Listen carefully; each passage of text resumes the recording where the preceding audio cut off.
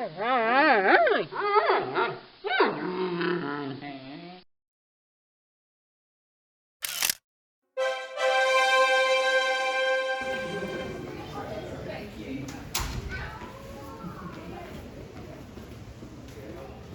afternoon, everyone. Welcome into the bamboo forest. My name is Oliver. I'm one of our panda keepers. My partner Taylor is just on her way out. I'll be down at pandas as well. But yeah, we are very fortunate. Chinchilla has just woken up from one of his morning naps. He's very orientated, loves his naps, but also loves his food as well. So hopefully he enjoys the stuff that we've just pulled out for him. We'll see in a moment. He's actually having a little sniff around, but he's finding nice little trees that we can put out for him before going for his bait food, the bamboo. We do offer the giant pandas a variety of different species of bamboo. Generally though, they do resemble either a thick woody piece or a nice leafy looking substance instead. But like I mentioned, Chinchilla does prefer finding these nice trees before finding his bamboo. Every day is a little bit different for giant pandas, but Chinchilla is pretty reliable. While our counterpart Yulan, on the other hand, is still sleeping at the moment, does have a very destructive personality.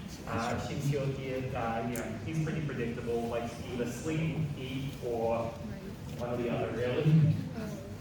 Now, our giant pandas, they are still very young. Chinchilla here has just turned 6, Yulan has just turned 5.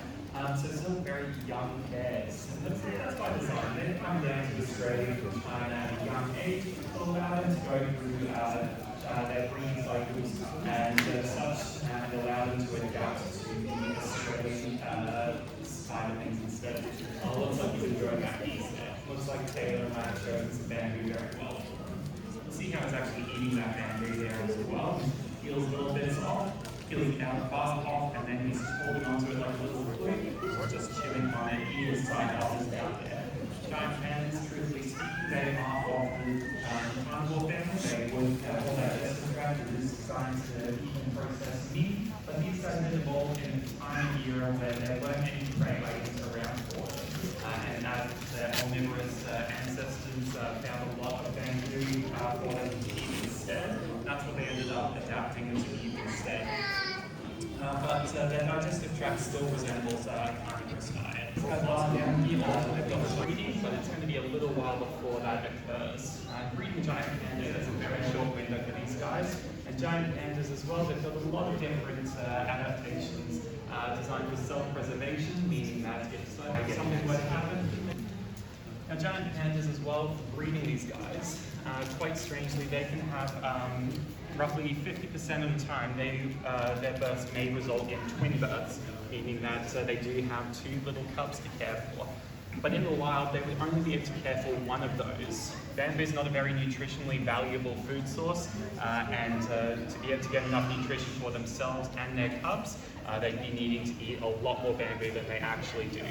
And that just wouldn't leave time to be able to patrol their territories and do scent marks, keep their territories from being taken over by other pandas there.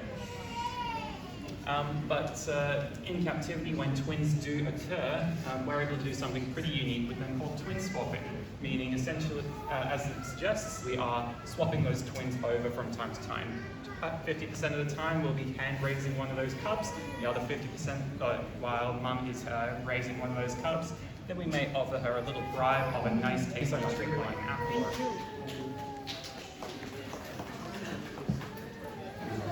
For us until at least until we come and collect things in the morning. Pretty awful. Pretty awful. We have tried a little bit. Realistically, don't go eating it. It's not very nutritionally valuable. Giant pandas will only absorb about 10 to 15% of the nutrition available to them in bamboo, which isn't a lot to begin with. But we have found, like when we were a bit curious, we actually snapped off some of these little sections in the middle of the bamboo. So you see how we split them and then they're divided into segments, these little sharp-looking shards. We call those chips, and we offer those chips to the bears from time to time as well if they happen to shatter off. But we found that they'll quite often preference those over the bulk of the bamboo. Like they'll go along, they'll chew off the chips, and then they'll eat the rest of the bamboo afterwards.